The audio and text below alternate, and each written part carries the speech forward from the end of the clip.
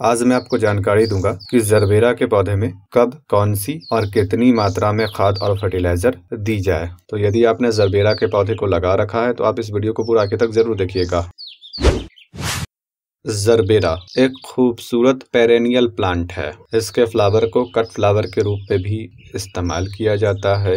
इसका फूल बहुत ही खूबसूरत होता है और खूबसूरत होने के साथ ही साथ टिकाऊ भी होता है। पौधे पर लंबे समय के लिए खिला रहता है। इसके पौधे में बहुत सारी पोषक तत्वों की डिफिशियंसी देखी जाती है। तो पहले मैं आपको बताता हूँ कि किस पोषक तत्वों की कमी से पौधे में क्या असर दिखता है। उसके बाद मैं आपको एक खाद मिक्सचर के बारे में बताऊंगा और ये भी बताऊंगा कि उसे कितनी मात्रा में और कब देना है।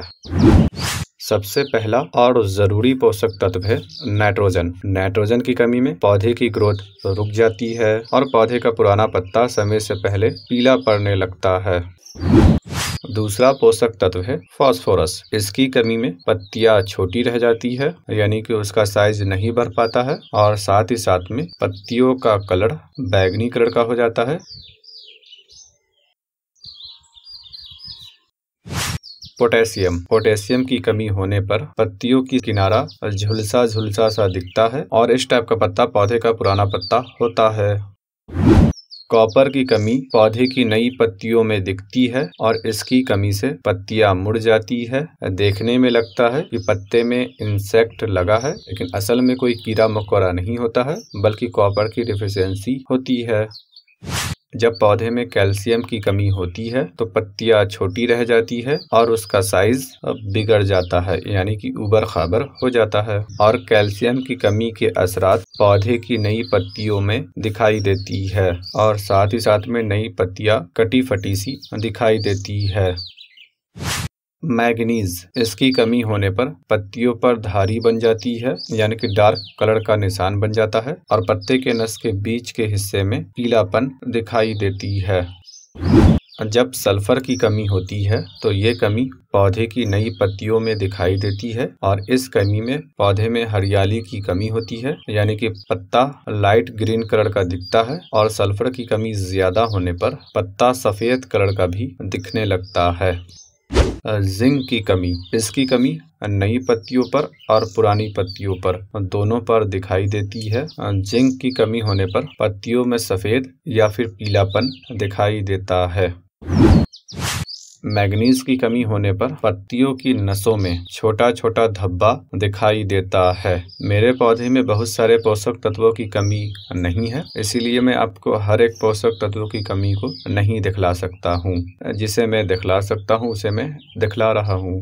और जब मैग्नीज की कमी ज्यादा हो जाती है तो धब्बा पीला, लाइट ग्रीन या फिर सफेद कलर में बदल जाता है। बोरोन, इसकी कमी के असरात पौधे की नई पत्तियों पर दिखाई देती है। इसकी कमी में पत्तियां छोटी रह जाती है और मुड़ने लगती है।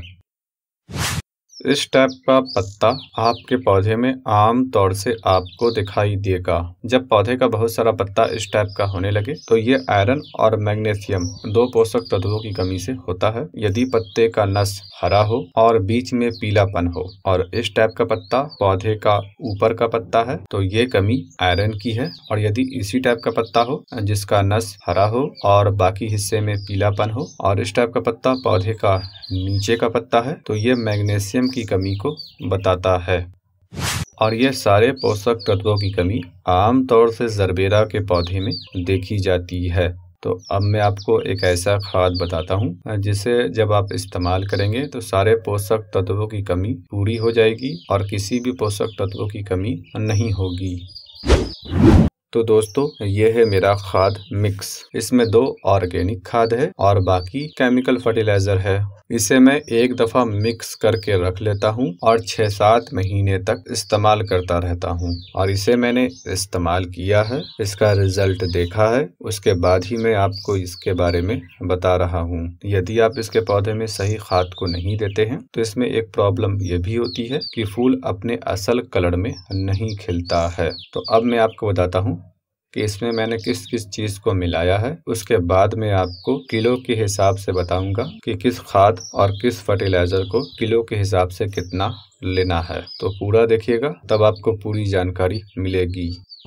तो सबसे पहले आपको लेना है नीम केक, और बेहतर है कि नीम केक पाउडर को लीजिए, यानी कि उसका पाउडर पीसकर बना लीजिए। नीम केक एक बहुत ही बेहतर ऑर्गेनिक खाद है जो पौधे को फंगस से भी बचाती है और नेमेटोड जैसे कृमि से भी पौधे की हिफाजत करती है, जो पौधे की जड़ में लगकर पौधे की जड़ को नुकसान पहुंचाती है।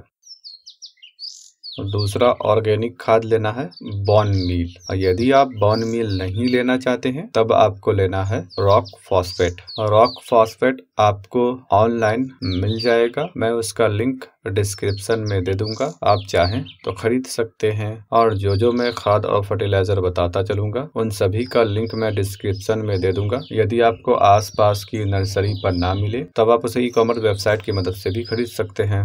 अब केमिकल फर्टिलाइजर लेना है, यह है बैलेंस्ड एनपीके। आप 19-19-19 को भी ले सकते हैं, 20-20-20 को भी ले सकते हैं, 10-10-10 को भी ले सकते हैं। ये पानी में घुलनशील है जिससे कम वक्त में पौधे को मिल जाती है।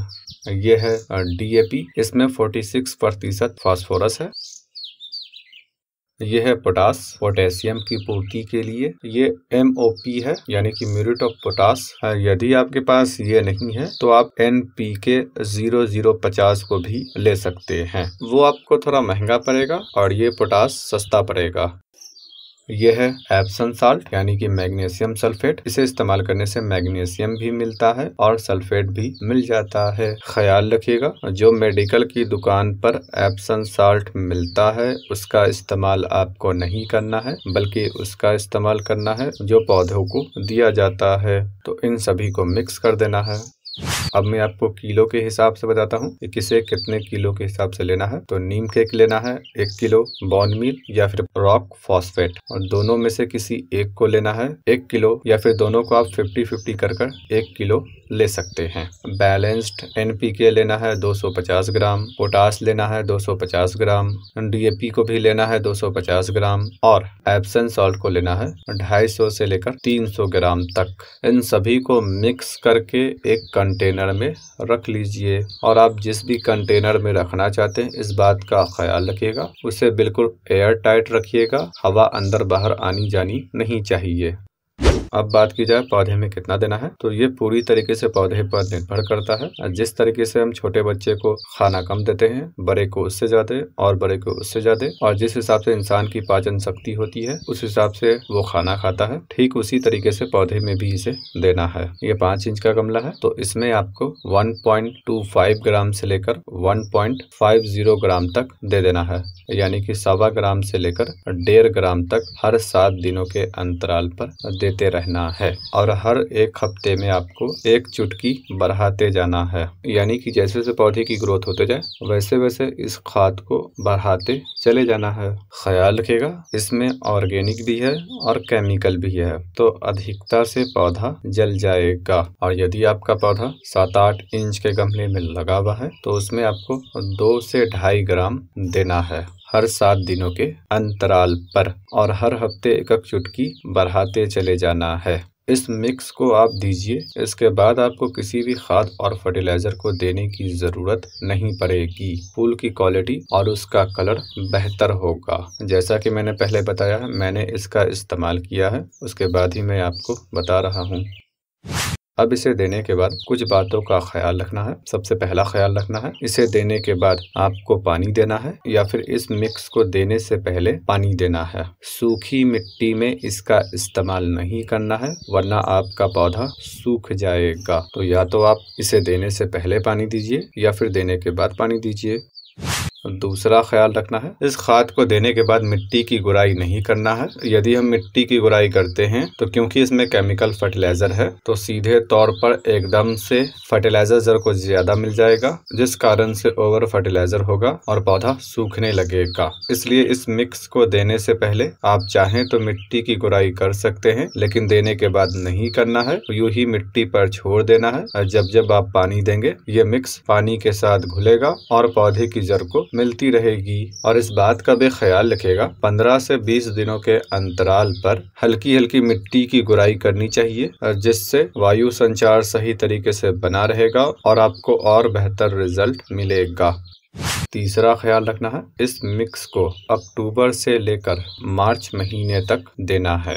यदि सितंबर में मौसम सही है तो आप 15-20 सितंबर से दे सकते हैं, और यदि अप्रैल के महीने में भी मौसम आपके शहर में सही है तो आप अप्रैल के महीने में भी दे सकते हैं। और यदि आप किसी ठंडे प्रदेश से रहते हैं तो आप पूरे साल इसे दे सकते हैं। कुल मिलाकर इसे गर्मी और बरसात के महीने में नहीं देना है। इस बात का भी ख्याल रखिएगा, गर्मी और बरसात के महीने में आपको सीवीड देना है। सीवीड का आप दानेदार फॉर्म भी दे सकते हैं और आप लिक्विड को भी दे सकते हैं। 10 इंच के गमले में 14 से 15 ग्राम हर महीने दे देना है। और यदि आप केमिकल फर्टिलाइजर देना चाहें तो किसी भी बैलेंस्ड NPK को 2 ग्राम प्रति लीटर के हिसाब से पानी में घोल लेना है और महीने में एक दफा स्प्रे कर देना है। सीवीड और बैलेंस NPK को एक दफा एक दिन में दे सकते हैं। उम्मीद है आपको ये जानकारी पसंद आई होगी।